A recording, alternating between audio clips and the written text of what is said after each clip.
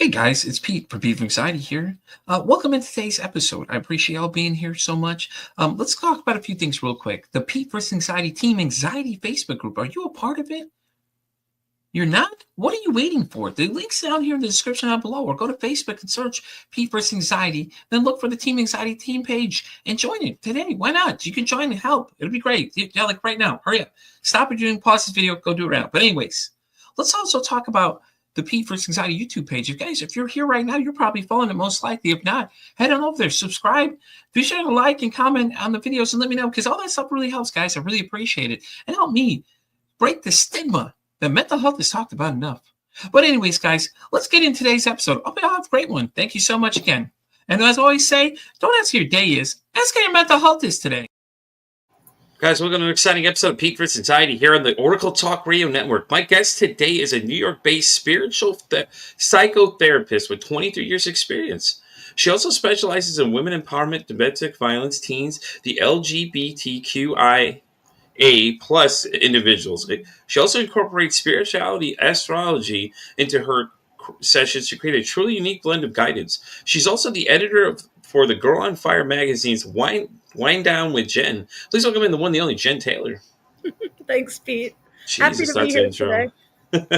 Listen, you know what? It says astrology, and I'm so excited about that part too, because we'll definitely have to get in. So why don't you tell everybody a little bit more about, who Jen Taylor is? Because I know you have a lot of international bestsellers, that you've contributed to, but you're working on your own book series too, right? Yes, thank you. Well, I'm a New Yorker, born and bred. I got 2 adult kids and 2 fur babies. I have a dog and a bunny. So we just don't let them intermingle too much because my dog is a hunting dog. So you know how that okay.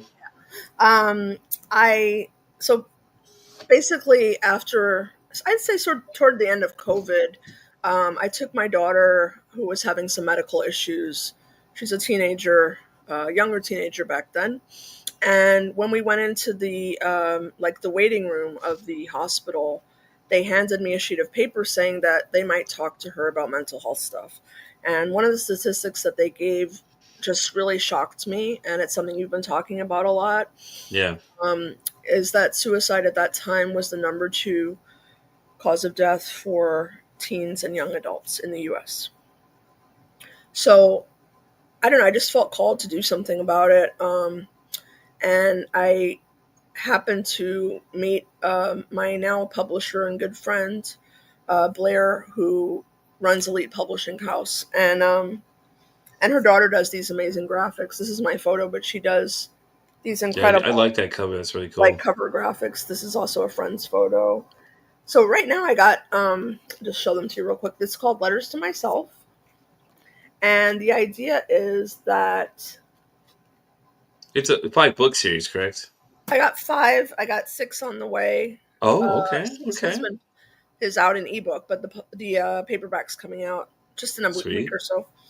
And then the 7th one that you'll like, because we were just talking about this, is about non-judgment of self and others. Because I feel like so much of the judgment these days, like in my childhood, I had a lot of judgment, unfortunately, even from the people closest to me. And I think that really impacts mental health in ways that we don't necessarily even realize. Yeah. So that's going to be on non-judgment, self, and others, because I think a lot of times we're our own worst enemy in terms of that, right? Being mean to ourselves, having a negative dialogue. Something. Yeah, a lot of negative self-talk happens. Yes, absolutely. Yes, I agree with that 100%. I think it was earlier. What is it? Betsy Holmberg and I were talking about it. She said that they discovered that now that there's another layer of your brain, and actually that's where that comes from. They recently discovered that, though, which is really interesting, though, because me and her, we got in that conversation. I don't know if you've seen that episode yet, but we went back and forth for an hour long. It was so great. And, check it out. Thank you. And she was talking about something about, I forgot what she had said originally. She told me what it was, the actual neuroscience. Oh, she said it was neuroscience. I'm like, okay, I'm sure I can keep up with this, no problem. And I did. We were going back and forth. We had an amazing time when we did it, though. It was great. I'll check that one out. Is that a recent one? No, that's an older one. I'll have to send it to you. You'll have to look deeper in the files. If not, I'll pull it up and send it over to you. Thank you. But that's so cool, though. What's made you start the books, though? So basically, the thing that's kind of cool is I've written some for the books, but they're actually not just me. This is a collection of letters Oh, So it's okay. called Letters to Myself. So basically, I wanted something where people who are struggling with these issues, in this case, suicide, self-harm, Yeah. could actually see that there were other people that had gotten to the other side, right? Because in that moment, I know it feels like there are no other options, right? So I wanted to Yeah. sort of help provide some stories of people who also thought there were no options. And they write their letters of their experience or experience with a loved one. And I'm hopeful that that can help just even one person to, have a little bit of hope in their own lives. Yeah. Yeah. Well, that's pretty cool though, because actually I'm working on a side project right now. It's titled the same thing as the name of the book that we were just discussing off air for a minute. It's called The Voice of the Voiceless is what I'm calling my memoir. I But love that. I had come up with this idea. I was like, what if I turn this into a podcast data as well? I just collect people's stories that people Yeah. uh, send them in and that don't want their name to be heard, but they want their story to be heard. So anybody that's listening, if you have a story you want to be heard, shoot me an email, petersocietypod at gmail.com, and just title it Voice of the Voiceless with your story in there. Now, I'll see your name, but I won't put your name in there. It's the whole point is just to get other people's stories out there to help other people. Thinking Yeah. about, if I get enough, maybe I'll use a couple inside the book and I'll let people know that they're in there, that they know, unless they want to tell somebody that their story's in there. I won't Mhm. reveal it because that's the whole point of it is just, to be Yes. heard, and a lot of people are scared to share their own stories and things like that too, and all Yeah. that kind of stuff. Absolutely. So, but that's so cool though, Jen. Like, what got you into this, psychotherapy, and especially astrology? Because I recently did an interview with Carmen Turner. Mhm. Holy fuck, was that the greatest thing ever? You don't even know, dude. It was so cool to find out because I had my birth chart done, so now I'm looking Great. at human design to see Yes. what it is now, and I was looking into that. I was talking to somebody last night about that for a little bit. I Mhm. had run into somebody that's like shadow worker. She listed shadow worker, so I asked her about it. And she was like, "Yeah, have you looked at human design plans?" I was like, Sorry. "No." Oh my god, what is that? I want to know. So I'm like, I got to know more now. Yeah, no, that's cool. I don't know much about human design. Astrology, I started seriously looking into after my mom passed. Yeah, It was kind of a strange experience because she had decided to, um, not in a suicidal way, but she had made a conscious decision to end her life at 85. She yeah. was basically tired and she stopped eating and drinking. So she asked me to be with her during that time, and yeah, that was intense. hmm Well, I But believe that. for My somebody, grandmother did the same thing too, though, your Jen. So grandma, I agree with you 100%. Yeah, she had oh Alzheimer's. Actually, one had Alzheimer's and the other one had dementia, and then the same thing happened. Both of them just eventually just said, "Forget it. I'm not going to eat anymore. I just gave up completely." yeah, no, I think it's. I mean, actually, in New York, we're pretty close to passing the. Um, I forgot what it's called, the Compassion and Dying Act, where you can make that decision legally. Um, but in any case, so after that, I really wasn't able to work in therapy. I took some time off, and I just watched astrology videos. To be honest, like that's kind of what I did a lot of the day, and I learned a lot in Western astrology. And then during COVID, I had an Indian astrology teacher whom I learned some Vedic astrology with. That's talk about getting your mind blown. That is intense stuff. It's Yeah. very complex and fascinating. Yeah, so that's where the astrology came in, and it's been about 10 years since I've started that. Um, and what I love is like sort of for me, my most fun client would be, and I've gotten to do it a couple times. Somebody who wants to do therapy, wants to look at their natal chart, and also Yeah. I do Reiki healing. So a combination of those three things kind of, that's just like gets me so excited, because it's approaching the person in from all these different, Oh yeah, definitely. Yeah, yeah. ways. Like I said, astrology was interesting because for anybody who hasn't seen it, the interview with Carmen's up there. It's my birth chart she's actually reading, so you learn way more about me, like the planetary alignments and things. Like there's so much into it that I didn't even realize until we got into it. Now I've had somebody say something like, "Oh, have you have your birth chart read before?" I'm like, "No, what the hell is that? I didn't even heard that." And that's what led me down that road. And then Carmen had reached out to me on the side I used to match up with a lot of guests, and Hmm. I remembered she'd asked me, "Hey, do you know what time of day you were born?" I was like, I don't know. I was like, that's a good question though, because I had to go talk to my mom, And that was hard enough a conversation right there already, because she had the original birth certificate with the time of date on it. And she was like, oh, hey, listen, I found it. And then she found it a couple days prior to that interview. So that morning I sent her an email. I said, hey, I got the exact time and date. This is what county I was born and stuff. And then when we were live, she's actually explaining to everybody a little bit of the houses, but then explaining where mine aligns into these houses.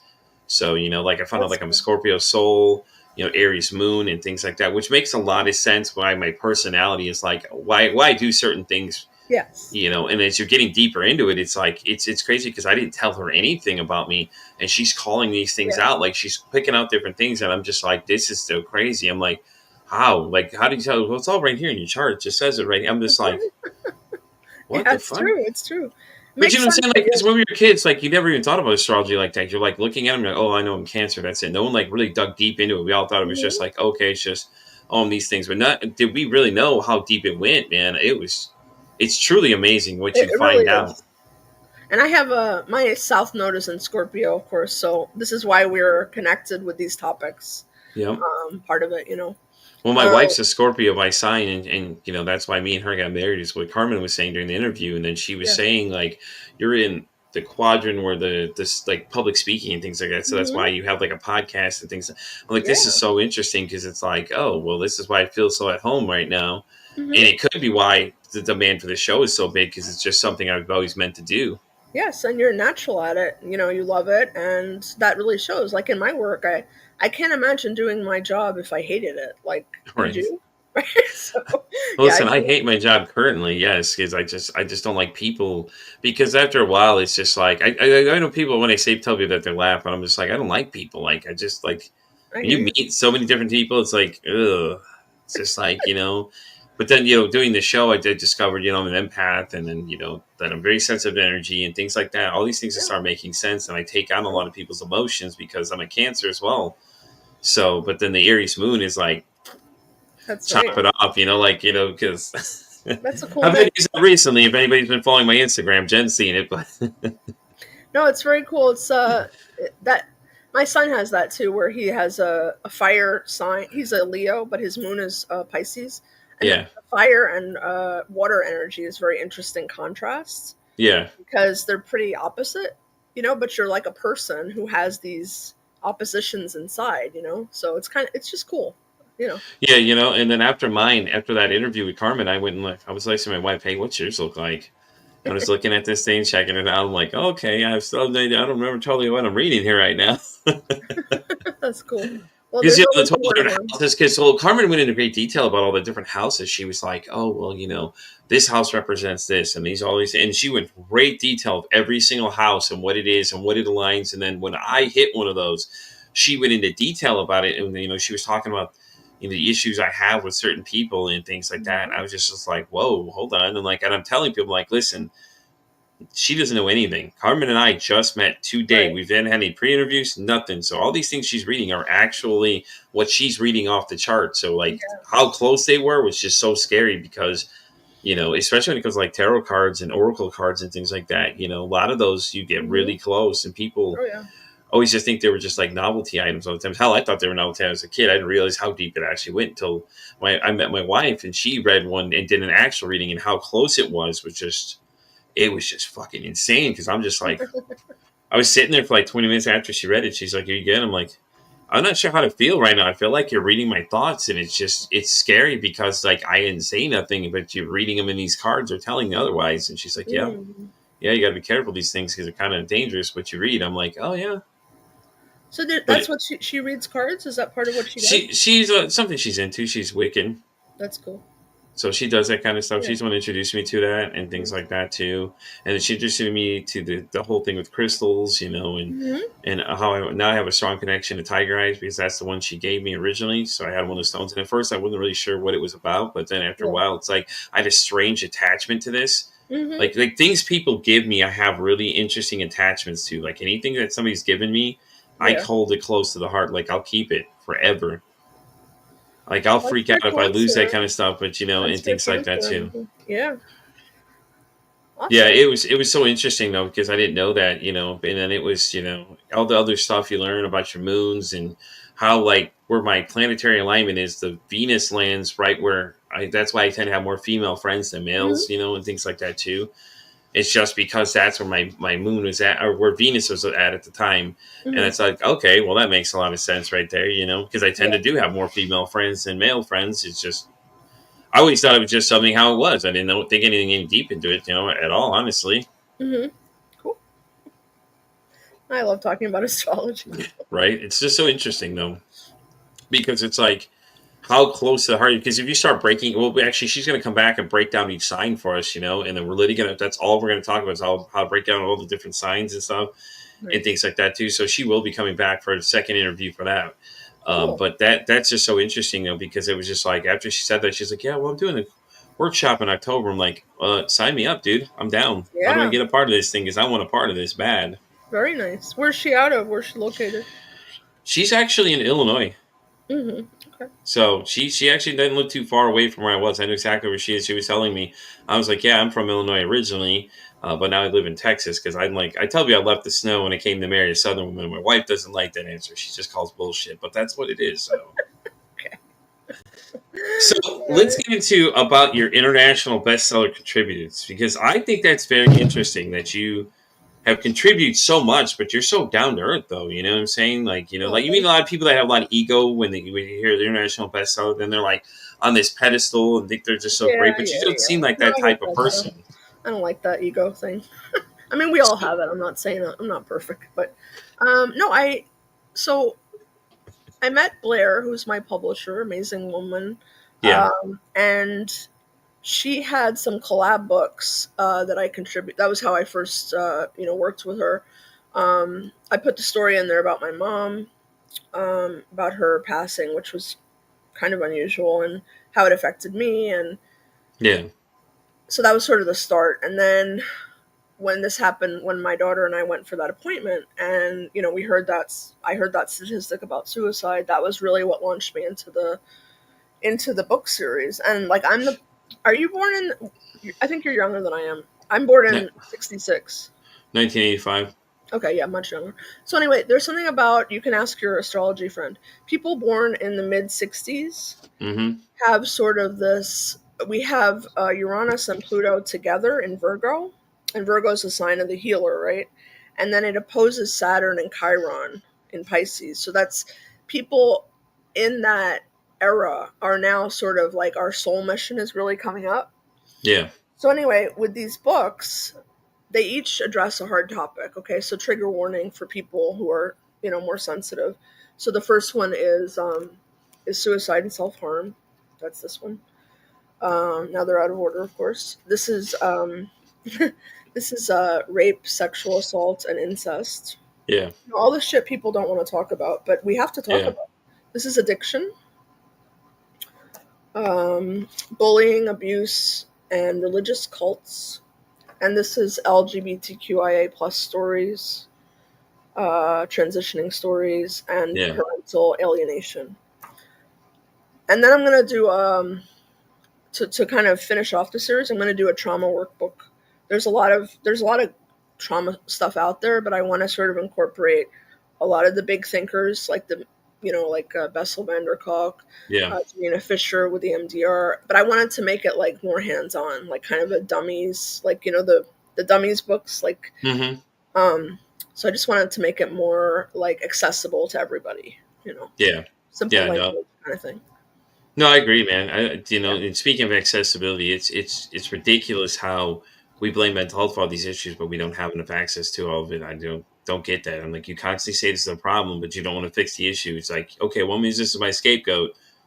I could fix it, but she's not, dude. Fuck it. Who cares? I'm just going to keep using it as my scapegoat. Well, we'll fix it later. We'll keep blaming this issue that continues to pop up and all these incidents. Yeah. But, it's like, hey, listen, we'll get around to eventually fixing it. It's like, well, that worked so well the first time around. So, yeah. And we continue to see all these things, and it's just like, it's just crazy. And then, with suicide, just rates going through the roof for men, it's like 80% of us are going. It's like, if you think about it, in a group of friends, and like 5 friends, 3 of those people aren't going to be there by statistics alone. Yeah, that's so sad. And also because I think that it's getting better, but the culture that men are not supposed to cry, men aren't supposed to feel their feelings. You have to be tough guys. And I think also just how isolating the social media has made. Well, COVID first, and then just the isolation of social media.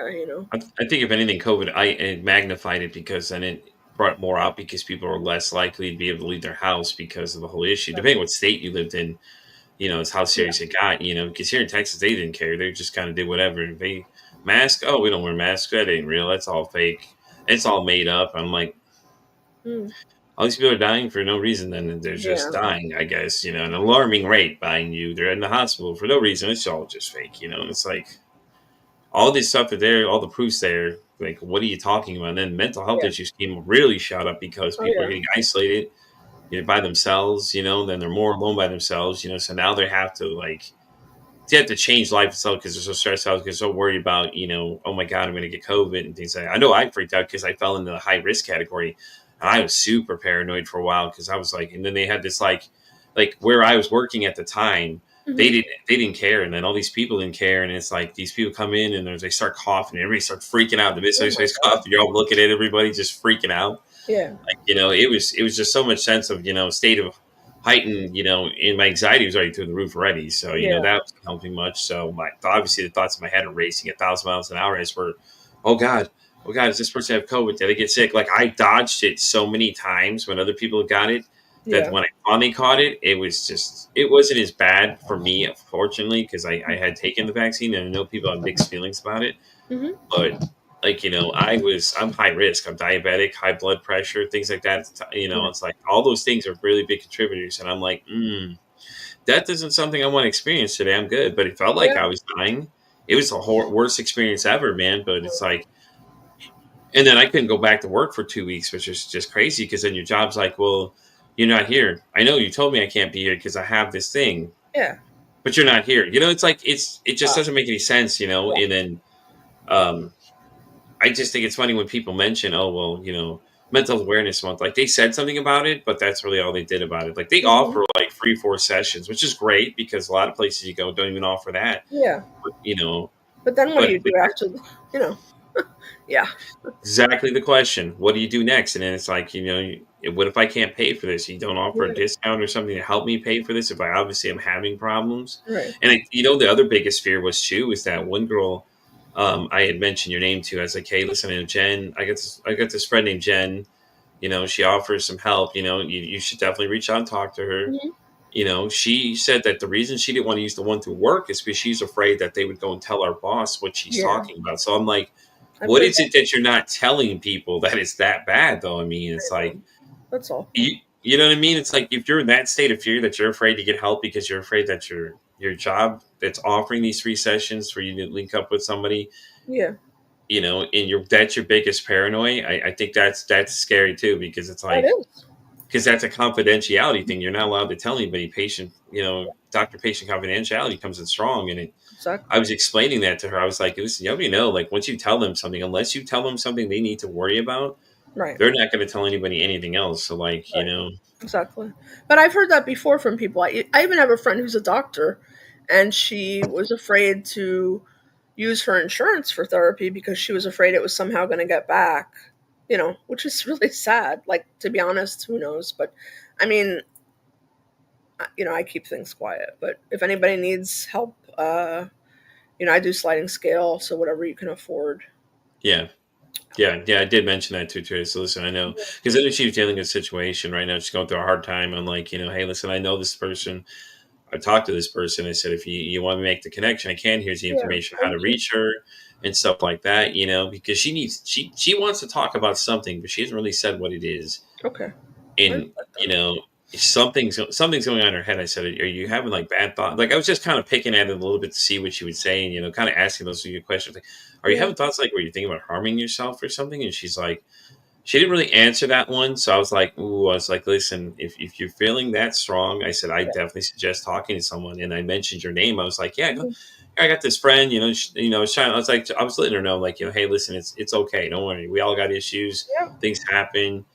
And she knows I do this show too, and things like that too. I'm like, listen, and she's just like really concerned. I think that was her biggest concern, is like someone else finding out what she's talking about. So I'm like, and it's always an interesting question when you ask people that, because you're always wondering what is the issue, because sometimes they magnify it in their head, like, oh God, this is so bad, but really it's not that bad, honestly.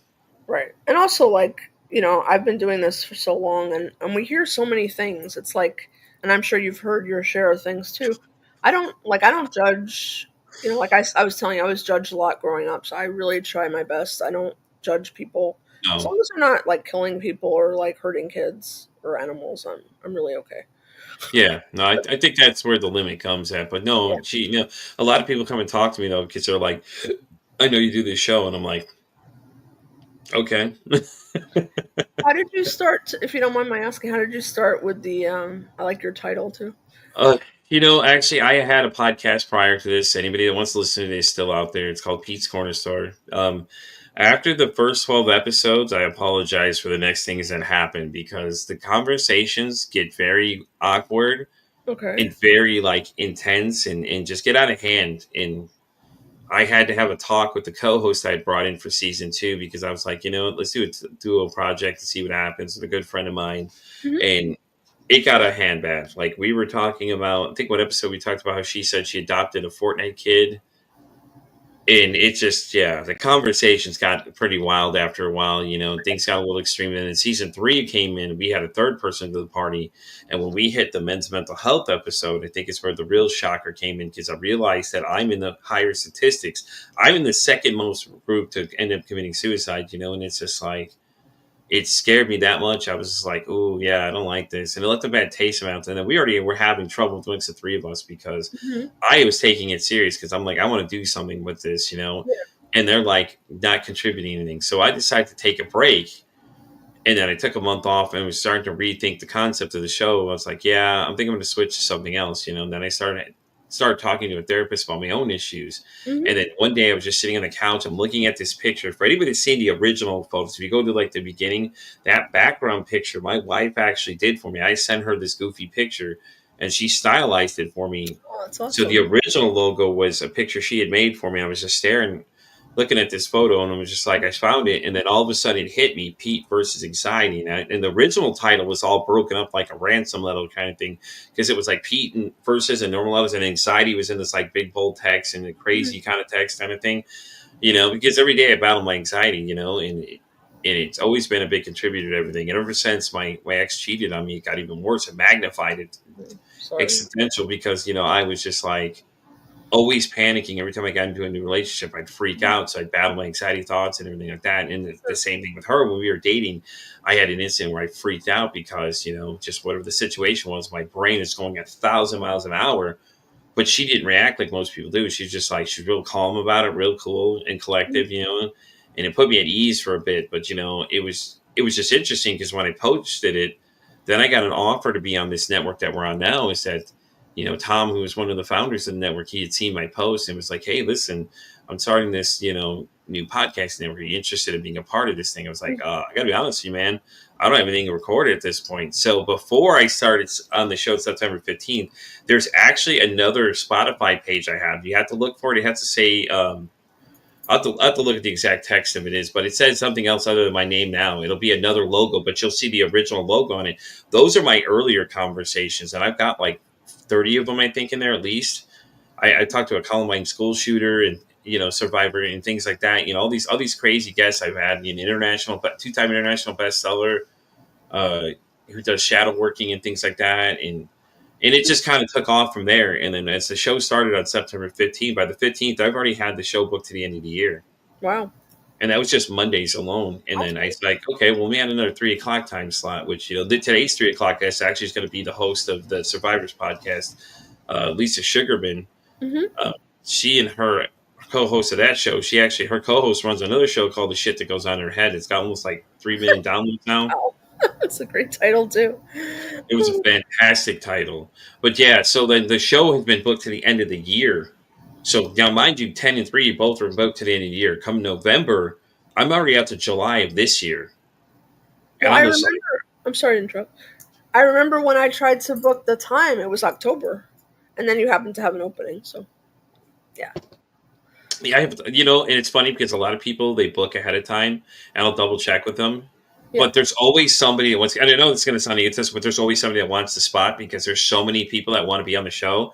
But I'm Yeah. like, if this was a paying job, I'd literally sit here and do five recordings a day and just spread them out through the rest of the next few years. I'd probably have about 4 or 5 years worth of content of just the people that come in my inbox. That's why I tell people, like, if you want to be on the show, email me is probably the best, unless I am Right. actually talking to you face to face, because it's just like I have so much demand for people that want to be here and things like that. So that's what gave me that idea to do that other thing, was like for the people that because I run into people all the time. So there's a couple Mhm. people on Instagram I had run into, seen their stories, and I was telling them what I do, and one girl, her response, probably the greatest response ever, she's like, "Well, why do you care about my story?" Well, why don't we care about your story? You're a person, correct? Yes. Okay. So then why doesn't your story matter? That's the weird thing I don't get, is like, why don't you think Yeah. you matter enough that someone wants to hear your story? Because like, I see your posts, you're posting all these things about Yeah. all this abuse and things you went through. Why do you not think your story matters? Because somebody's going to hear that story, and Mhm. somebody's going to be like, well, damn, now I want to go tell my story, and it's going to be contagious, And that's where the idea of the voice of the voiceless came up, was just like, I'm giving people a voice to amplify. Right. Whether they want to be anonymous or not, that's really up to them. A lot of people come on here, they'll come under as them, and some people think Mhm. that's what they're worried about. Is, well, I don't want people to know who I am. Okay, well, then that's what that idea I came up with. The title of the book was, Voice of the Voiceless. I'm like, and think about it, because, I'm promoting all these things out there, and all I'm having is a conversation. I'm causing the Yeah. conversation to be out front and center. But, Right. there are a lot of stories where people are like, well, I don't want to share my stuff live with anybody, or I don't want Mhm. to, So that's why I thought about it. It's like, that's maybe that's a new concept. So I pitched the idea out there. So the idea is out there. I put it on Mhm. Facebook. These are groups I use Nice. just to see what people say, to see if anybody be Yeah. interested. But like I said, though, if anybody's interested, shoot me an email. It's probably the best way to get me, because I have too many messages to read. I really do. I get messages all day. I found messages in my inbox where people are like, I started conversations, and I get so busy I forget I even started these conversations, and Yeah. that people are like, "Oh, hey, listen, you want to be on my podcast?" I'm like, "Remember we talked about this a while ago?" Yeah,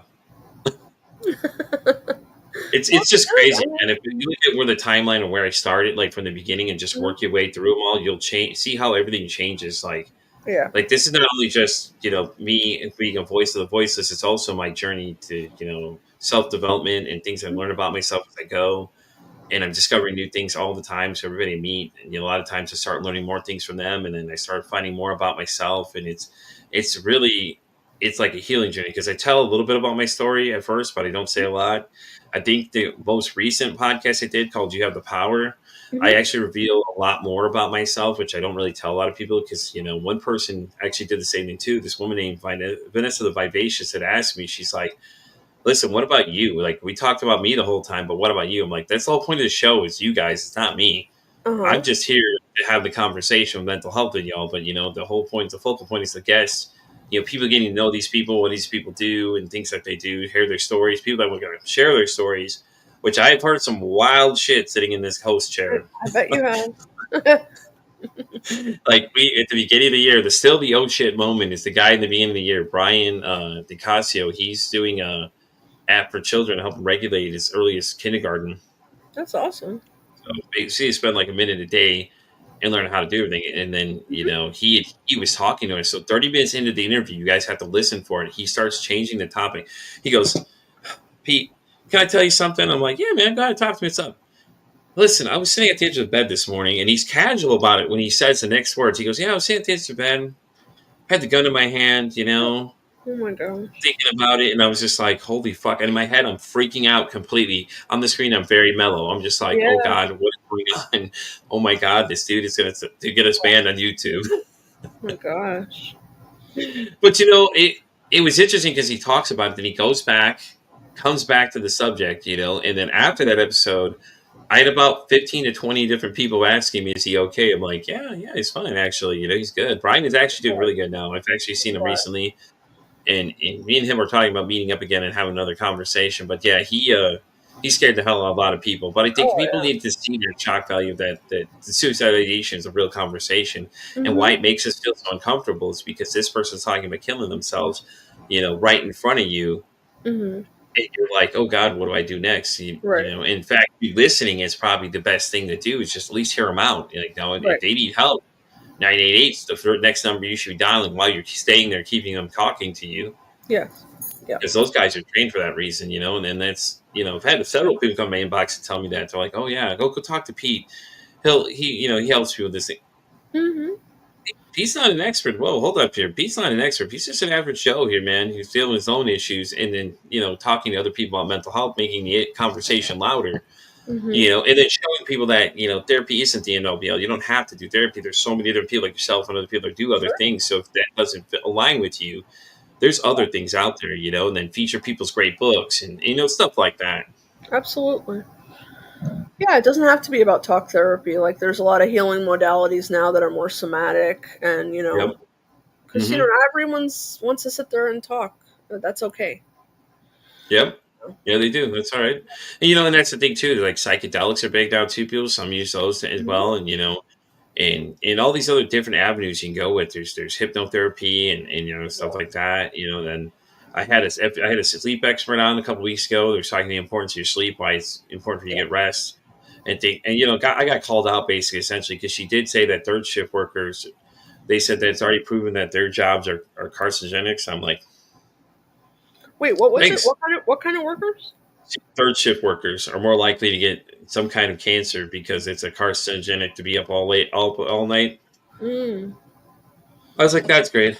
I feel called out now because that's what I do now. I work overnights and then I record this show during the day and then I'll sleep when I can, kind of thing. But it's like, and nowadays you don't have a choice. You got to do what you got to do, you know, at this point, you know, and for this show to be as successful as it is, it's like I'm changing. Well, like I said, I'm changing my recording schedule anyways for that reason, because I'm trying to make it more easier for me. And then I could spend the rest of the week just kind of relaxing and dropping content as I go kind of thing. So, yeah, definitely. Well, now that you have a good foothold, I mean, time to take care of yourself for sure. Yeah. No, I agree. I agree. Like I always have to get enough sleep because or else I'm not good for anything. So, let me ask you a question, Jen. You know, we didn't talk about though is your piece that you have in Girl on Fire magazine, Wind Down with Jen. So, how did you start that though? Are you still doing that currently?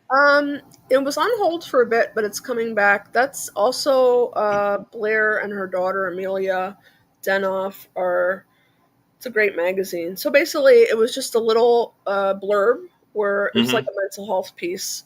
I don't drink with my clients, so just want a disclaimer, you know. But the idea, Wind Down with Jen, is kind of like you're sitting with your good friend having a glass of wine, chatting, like what's on your mind kind of thing. Yeah.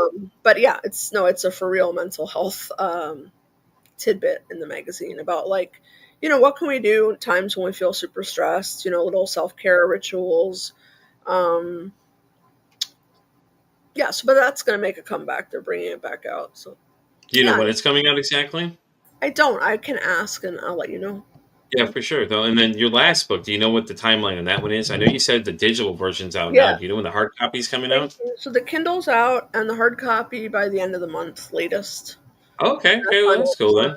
Yeah, and I keep it reasonable. It's going to be $9.99 for the paperback because I want people to be able to access. You know, I'm a strong believer in that. I know we talked about it. I don't think money should be the only reason someone can access anything. You know, I guess I feel like everyone should have equal opportunity to, you know, get the help they need, buy the book that they want, you know, that kind of thing. So, and I know you've done that.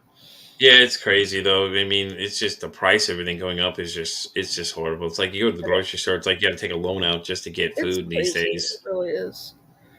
Yeah. It is. It's insane. Yeah, absolutely. Well, like I said, it's going to go back to the 60s. We're going to have another revolution on our hands because it's not sustainable. No, I agree.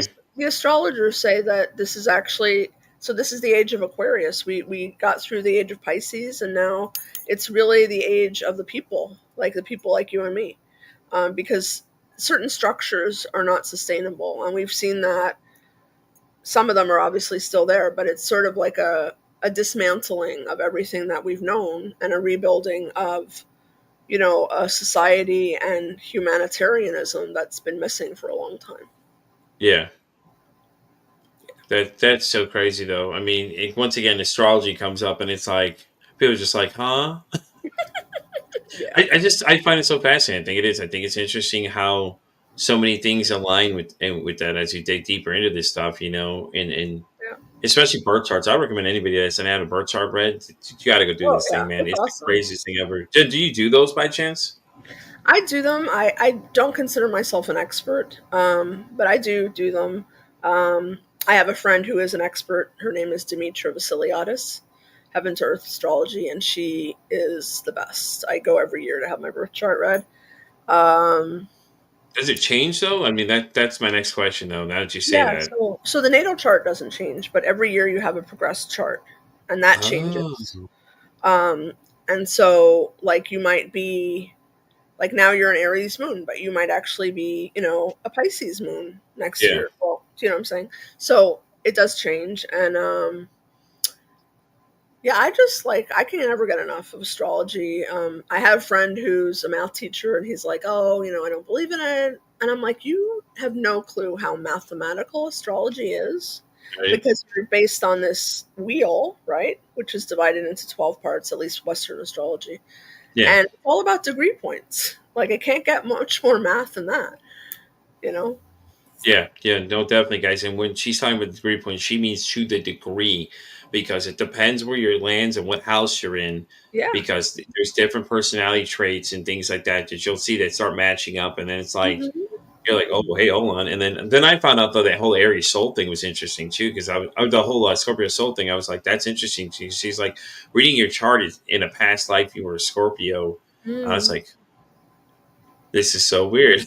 Like, I'm so fascinated. I'm like, what? Huh? And like, we had to end the conversation sooner than we wanted to because she had somewhere else to be, or we would have continued going. That episode probably been like 2-3 hours long of just us discussing it, because she was going deep into that. Because most of mine were in like the 10th or 11th house, whatever one, the public speaking one. I had a lot of activity and like a lot of activity going on. 10th and 11th, that would be. Yeah, right there, the 10th, 11th one. It was just so interesting to see, because I was like, oh.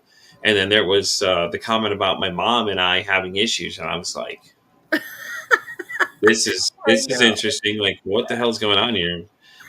Because it's just like, it so blew my mind, because it was just like, "Whoa, hold on, okay," and stuff like that too, and everything like that. But yeah, that episode is up, guys. Carmen Turner is the guest I had on the show that time, and we did my birth wheel. It was interesting because like I said, I didn't talk much about myself. I'm getting. It's becoming easier to talk more about myself and my past and things like that, and in that episode, when You Have the Power comes out, I'll have to post it for everybody, but it'll have a lot of stuff I reveal I've never told anybody before. Okay. And some interesting facts will start appearing. Should I listen to it, Pete, or not? Yeah, you should. Yeah. Okay. Yeah. What do you mean? Should you listen to it? What the hell kind of question is that? I don't know. You said you kind of don't want people to know. You kind of do. Like.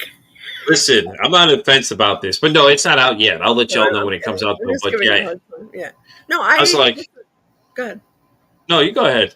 I'm so offended out. So basically, like, I love people. I love speaking. I love listening, which is kind of a lost art these days. So what you're doing is very important.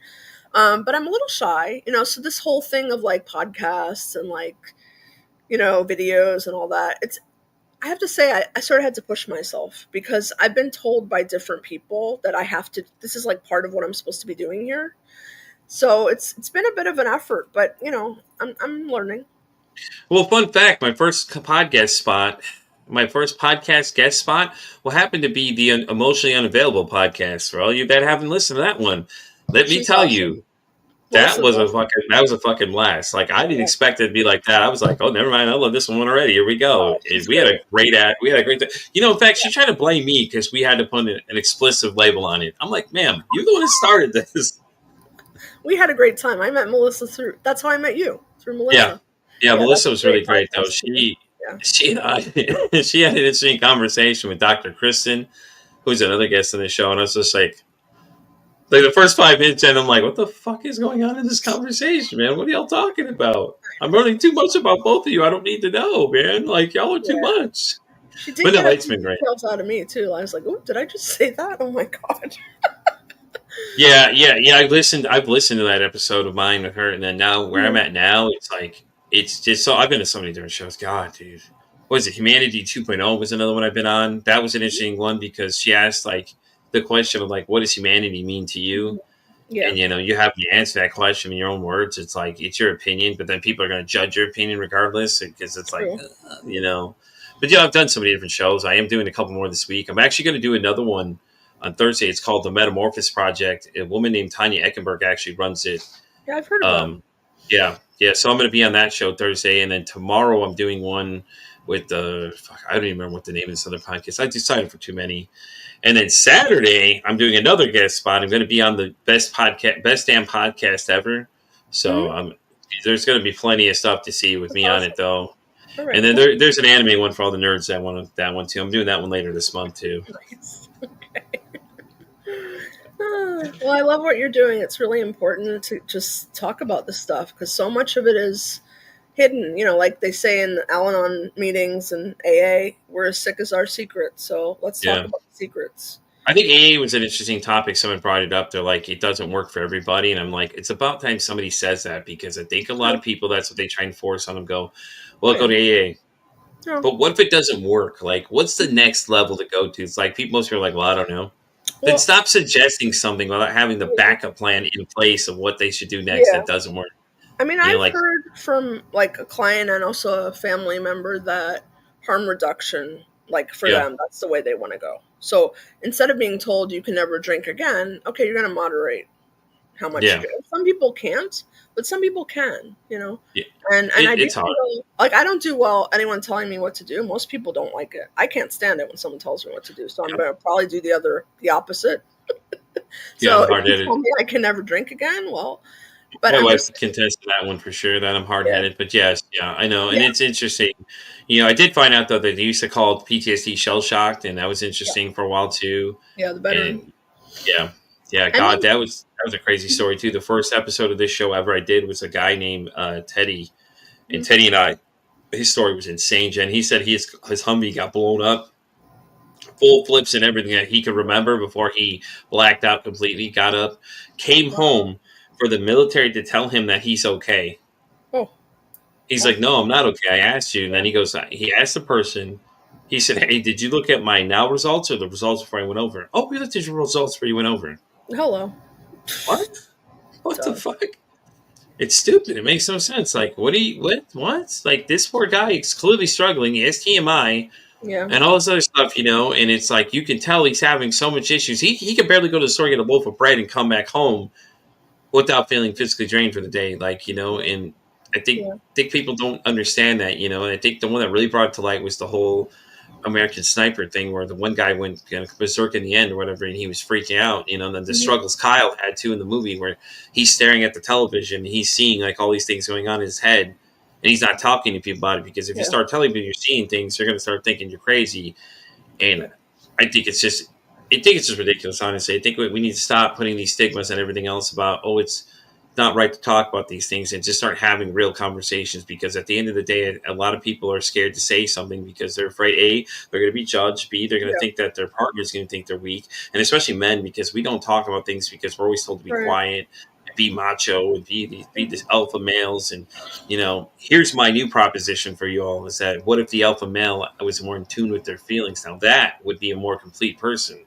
Because to me, alpha would be you're the complete thing. So if you can't talk about this, how are you the alpha? I like that. So, but and then I started doing men's mental health panels, which I'm doing one on the 28th, and I have a star-studded cast this time around. Awesome. So we're going to get together. We're just going to have a conversation. I do have a generational gap a little bit, so it's great. I have an artist named Note that's coming on. I have Dave Morey, which was the gentleman that does comedy and talks about his own suicides and attempts and things like that, and runs a class where he teaches people how to talk about their mental health from a comedian standpoint.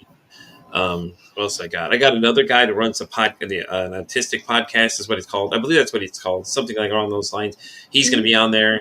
And there's a couple other people I have. I still, haven't yet to reveal, but, it's going to be nice. We have about 5 of us all getting together, and it's going to be interesting because you'll have a different generational perspective of what's going on for things, and stuff like that too. So everybody's really excited about it coming up. So that's on the 28th at 1 o'clock in case anybody wants to watch. We will be live because it is on a Monday. So we will be live we're doing that just because it's, I think it's it's the most needed conversation. And the goal is to do one every single month. It's just collect different people to come in and talk about it. So if you know anybody that wants to be a part of the one for August, let me know and things like that. Anybody listening that wants to be a part of it, let me know, because I'd gladly I'll add you in there, because I've yet to even look at August yet to figure out what date we're doing it then. But still, I think it's an important conversation that needs to happen. Now, this is for men, though? I'm sorry to interrupt, Pete. This is for men? Yes, for men. Men, okay. Yeah, the whole idea is to get men talking about it, like we don't talk about it enough. I feel it's easier, guys talking to guys about it and things like that too. I call it the men's mental health panel, but I think I'm going to call it something else later on. I think I'm going with bro talk or something like that, that. I like bro talk. So I was thinking something else and just some other stuff, and then the voice of the voiceless is another project I'm picking up and doing too. Yeah. I got a lot going on. Yes, you do. I got a Patreon going now. Oh, by the way, in case anybody wants, I do have a Patreon now. I am working on getting it with some content in there, so I'm adding in there. So I need the episodes that I record after Tuesday or after Mondays, that Tuesday and on, I'll actually be posting in there first, and then before they become publicly accessed for anybody else, things like that too. So in case you want to join, it's patreon.com/PeteVersusAnxiety. You can join that right now. I think it's like $5 a month or whatever, but you get access to everything and building a little community. And there'll be a paid community for people that are paying. Eventually, we're going to do some fun little lives where you guys can come ask me questions and things like that too, and I'll have to answer them all. And things like that. Different things I'm coming up with, bonus shows and some other ideas of other stuff I'm working on. So I got a lot going on. There's merchandise is out now too. The link will be down in the bio. I'm trying to think. I got too much going on. I don't have a website coming up soon too. PeteVersusAnxiety.info will be up soon enough for everybody in case anybody either wants to check it out and learn some more about the show and things like that too, and see what other shows I've been on. That kind of stuff, though. It's a lot of juggling hats right now. Sure is. I need to hire an assistant, Jen. I think I do. I need to find somebody that just wants to work for free and get abused for free. Well, I have a couple of guys I might refer your way. They each have their own podcasts. So hey, I love it. I love podcasts. It's mostly grief oriented, but mental health. We talk about everything. Yeah. I did have a person on that we did talk about grief. I'll have to remember what her name was now. But she was really great. It was an awesome conversation. She lost her husband, unfortunately. And, the things she's doing now are really great. She works with a lot of people and helps them get through their grief and things like that. And so it was a very interesting story, but yeah, send it my way. I'm definitely down for it for sure. So we're at the part of the show. I'm going to ask you the question. I don't know if you've seen this part, but if your mental health had a song, what would it be? Oh, that's a good one. Well, right now, if you asked me years ago, it would have been a very different song. Oh, no. What would it be many years ago? What would it have been, though? Let's see. You can give multiple answers. I think this is interesting to hear. Okay, yeah. We've had Beat It. I think last week Susan Snow told me Rage Against the Machine, and I damn near fell over. I was like, oh, yes, I love Rage Against the Machine. Oosh. This is hard. I think it would have been a Billy Joel song in the past. I can't pinpoint. Right now, I feel like I'm doing more of like a Journey, kind of like one of those good 80s songs. Yeah. I'm good. I actually feel really good. Don't stop believing. Yeah, I use that one a lot on my Instagram. But yeah, no, I feel good. I feel like I've done a lot of work on myself. We're talking 20 plus years of therapy, a lot of spiritual work. It's paying off. That's good, though. Yeah. No, it was interesting because when I got asked that question, my answer, I had like, this is a good question, man. It is. I was like, that's an interesting question. How are we looking at this? My anxiety one would probably be something punk rock. If it's when I'm depressed, it's probably something really sad, like like a real slow staying song. Or I was using Pop Roach, leave the light on, talk away the dark. Mm-hmm. And things like that too. But I listened to an eclectic bunch, and then Susan Snow last week said Rage Against the Machine. She's like, you're probably gonna laugh. I'm like, what are you laugh? What are you gonna say? She's like, Rage Against the Machine. Now if she would have came back with like some kind of girl band or Spice Girls, I would have laughed because I've been like, yeah, I could see that coming totally 100%. But Rage Against the Machine threw me off. I was like, oh, okay, all right, Susan, let's get down, okay, all right, But, it's always interesting, though, because a lot of people listen to music. It's like when you have to put your own mental health into a song. I think the funniest one, though, so far was Beat It by Michael Jackson by a Middle Eastern woman talking about menopause or something. I forgot what the conversation was about. We were talking about something interesting, but she said she said "Beat It" by Michael Jackson. I try not to laugh. I was like, what? Yeah. So, but it's been an interesting conversation piece. And so, and then another one I want to ask you though is if you could break the stigma about mental health, what would it be? Break the stigma. Yeah, anything that you hear on a regular basis, you're just tired of people talking about. Like, hey guys, let's kick through this thing. So go for it. Something for you. Okay, our intrinsic worth. We are all intrinsically worthy. Every person out there has an intrinsic worth that does not depend on anything. It doesn't depend on what you do. It doesn't depend on how much you make.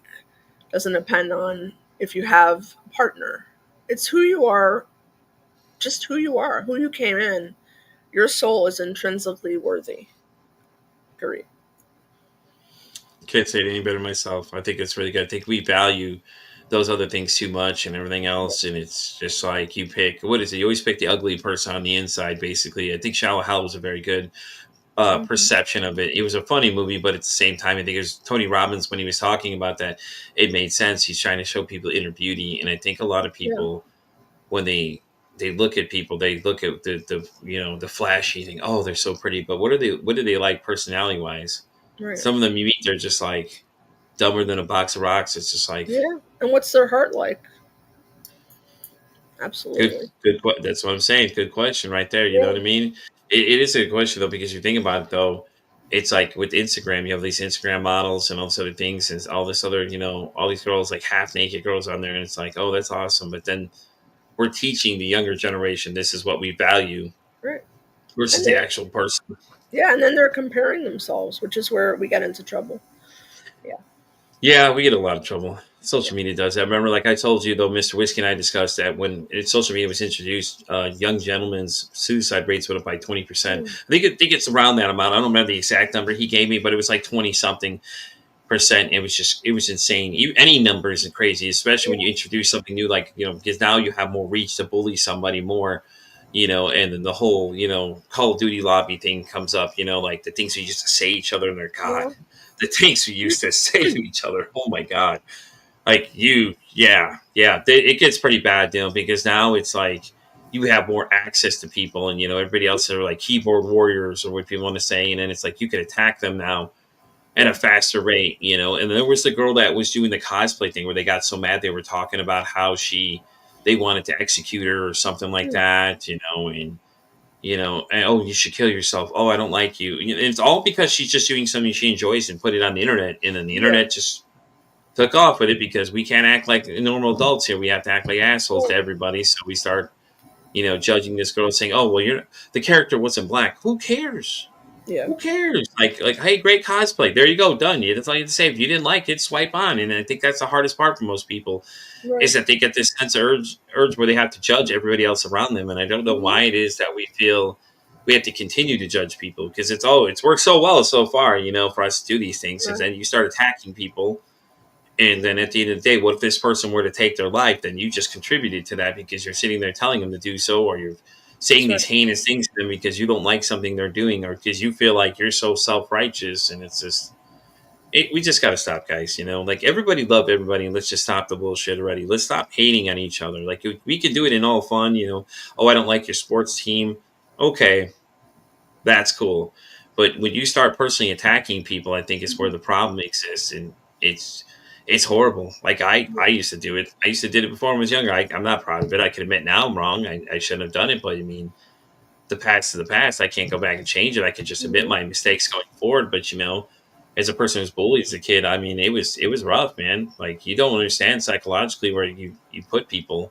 Yeah. It's all good and fun, in the time you think it's hilarious, but then what if this person ends up going and taking their life? Then what are you're gonna have to live with the last thing you ever said to them, And I think that's the thing that people need to remember is that, think about the last thing you're saying to somebody. No matter how mad you are, remember that that could be the last thing you ever said to them, like the worst thing ever. And then you have to live the guilt of what you said to them, because there's no way you're getting forgiveness from there. Right.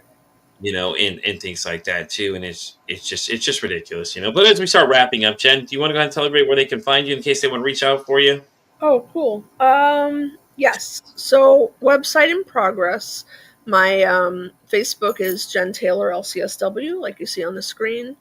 LinkedIn is the same. Instagram is Gente1231. Yes, she is. Guys, I'm on People Society. I'm pretty much on everything down X, all the way down to TikTok. I'm on Spotify, all the way down to iHeartRadio, guys. And as I say, it costs nothing, absolutely nothing to be kind to somebody. One kind act you can do can save some life, or hell, you can make their day. I'm Pete for Anxiety, signing out saying, don't ask how your day is today. Say, hey, how's your mental health today?